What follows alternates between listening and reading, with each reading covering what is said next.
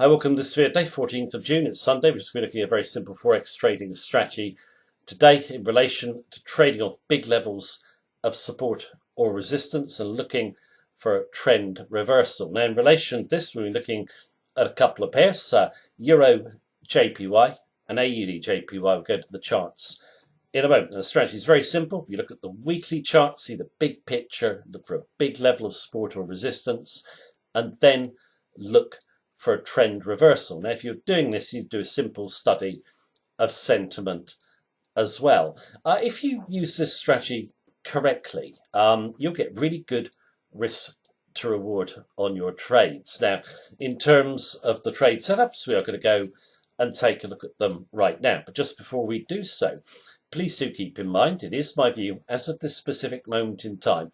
It can, of course, change in line with the market conditions and action.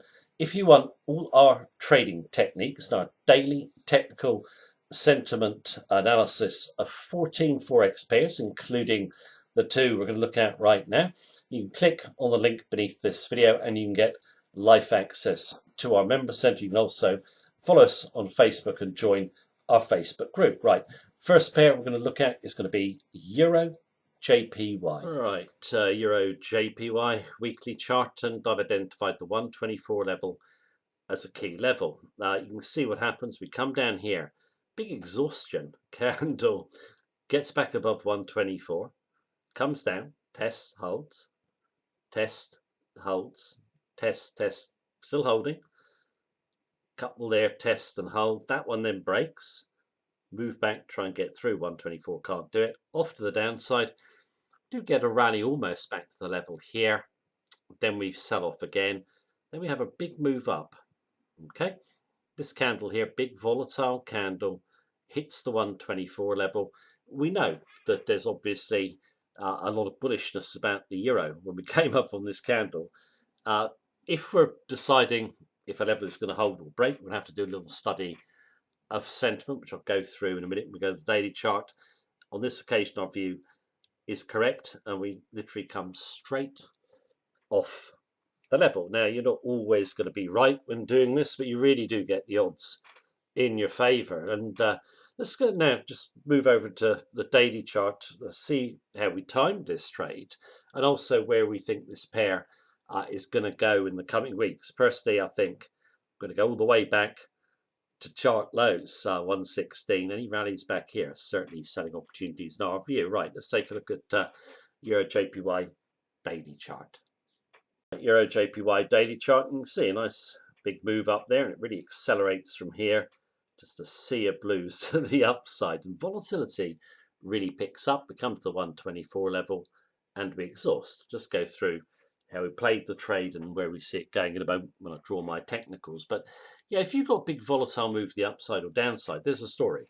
Something is driving, the move. Okay, what was driving the euro move to the upside? Well, a 750 billion rescue fund was proposed by the EU Commission to help the nations out in trouble in Eurozone. That was bigger than the market expected.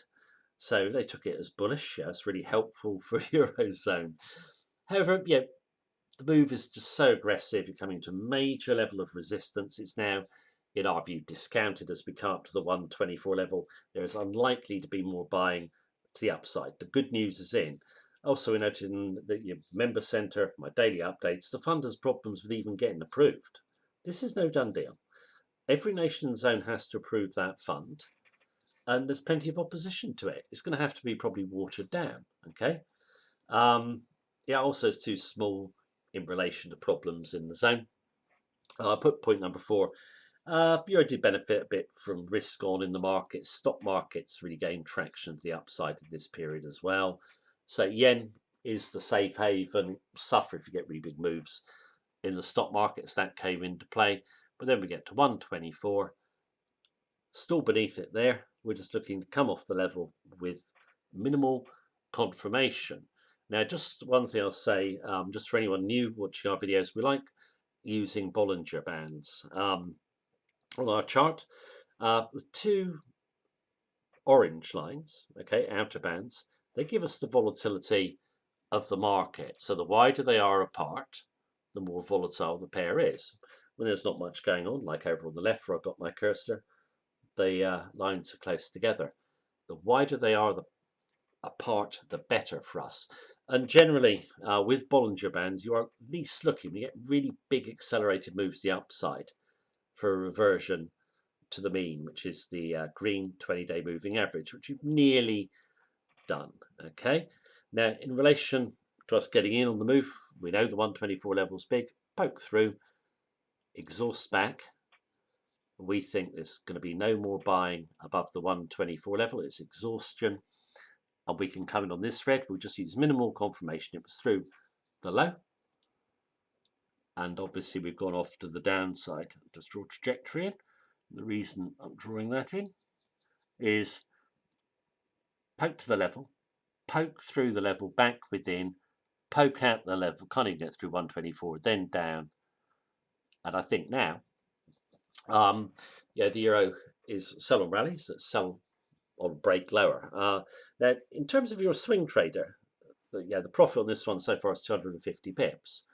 You could take it and then move on to another pair that's got a similar type of look to it. So it's a great way for swing traders to trade. From our perspective, what we'll do is we'll take off half our trade and we can always place it back in. We still think the euro is going lower. Now, from our perspective, the resistance is there. Okay, so if we come back up that level, we'll put back in our 50%, get a better price.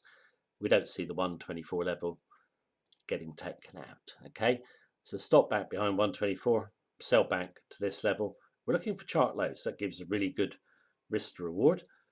What about if we don't go back up? My view is there's the 20-day moving average. If that snaps, we're going to the downside. So through the round number 119.70, look for chart lows. Okay. On a break lower, I think you could probably put the stop very tight behind 122. Sorry, my line won't go straight. So it gives a decent risk to reward. So yeah, sell on any move to the upside. I think rallies will fail, and sell on a break lower as well. Now let's move on to the next pair, which is going to be, it's AUD JPY. All right, AUD JPY, the weekly chart. Now, in terms of this pair, this was actually my biggest loser last month, and didn't think the Aussie dollar would have such an aggressive move to the upside. Basically, tried going short here, got stopped out, and then it ran onto the upside even more. But it comes in this key 76 level, and it is a big level. It's been in place or held rallies for the last year. Euro JPY, I think, was about a year and a half. So big levels that we're looking at today. In our view, was when it came up to the 76 level, the good news was in the price. And obviously the Aussie soars up there last 3 weeks in particular. Why? Proxy risk on currency, which means it's going to gain if investors are confident about the future. And there is a market view. We're going to have a V-shaped economic recovery in the global economy, which means we're going to return to growth pretty quickly as early as next year. We think that view is totally misplaced, and we think we could face a long period of economic weakness. But if we do get V-shaped recovery, it's in the price, isn't it? Also, the AUD benefited from stock market strength as well. So really big move up. It comes into this 76 resistance level. Note up here, this is what a lot of institutions, big banks were looking at and commenting on. Interest rate differentials, obviously very important in currencies. And in May 2019, when we broke lower, the Aussie interest rate was 1.5%. It's now just 0.25%. Japanese rates haven't really changed. So it hasn't really got any interest rate or big interest rate advantage over the yen, which a lot of big institutions looking at this level to hold. Okay, so bullish sentiment hits the level, then we kind of exhaust. We view the AUD as a sell You know, if we come back to the level and also on a break lower, yeah, so you break there, try and get back to test there, can't, double top rejection, double top rejection. Right, let's go and take a look at the daily chart. Right, AUD JPY daily chart, I just drawn the 76 level, which is there. Okay, and you can see we do get above the level. We close above the level here. We think, yeah, prices are obviously going to break lower, but we can't sell a blue. We get our opportunity on that red there. The tail, I don't know if you can see it, can't quite get to that blue tail. We come back through 76 and we think, yeah, basically the buying is exhausted. And we do rally back to settle on 76. But next day the red comes in and we fall basically down to the 20-day moving average and bounce from it. You know, as a swing trader, you could take the profit. It's about 180 pips. Move on to the next trade setup. You can trade off weekly support or resistance. There's a few pairs where you can as you come into the new week. From our perspective, we think the Aussie dollar will go lower. We're looking really for it to go down to this level here. Such a bullish extreme in this pair, so 65. Now, in terms of selling on a rally,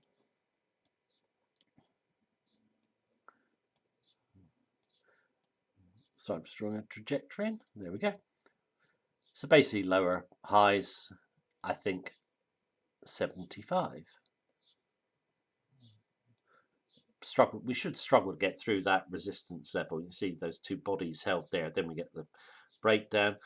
Look for topping action the 75, or if we go through 75 and we'll sell back through the level, or off 76. If we get up, back to chart highs, you just need some weakness to come in. If you were selling, obviously, just to the 75 level, your risk reward is really good because there's your reward. Obviously, our view has got to come right. Your risk is really that plus back behind that tail there. Okay, so you've got about a 5-to-1 basically. Now, in terms of a break lower, how would you play it? 72.50. Okay, see there, find support, bounce, then we decisively break down. Good support. Need to come through it. 20-day moving average will break. That'd be good. We always like seeing that break if we're bearish. Then down to chart lows, you could use a tighter stop. If you came in on a break lower, I'd be behind the 75 level. So obviously you have to manage the trade as you go. But the Aussie, really big move up. Bullish extreme. Like I said, it ran on further than we thought it would. I personally think now the Aussie is going down. Rallies are selling opportunities, breaks lower. So trading off those big weekly levels and looking at the story behind the move and the sentiment, making a judgment of sentiment, you get yourself some really good risk reward trades.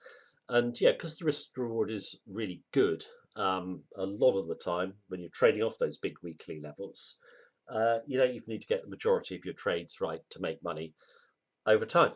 So that is the video for today. Thank you very much for watching me. Take care.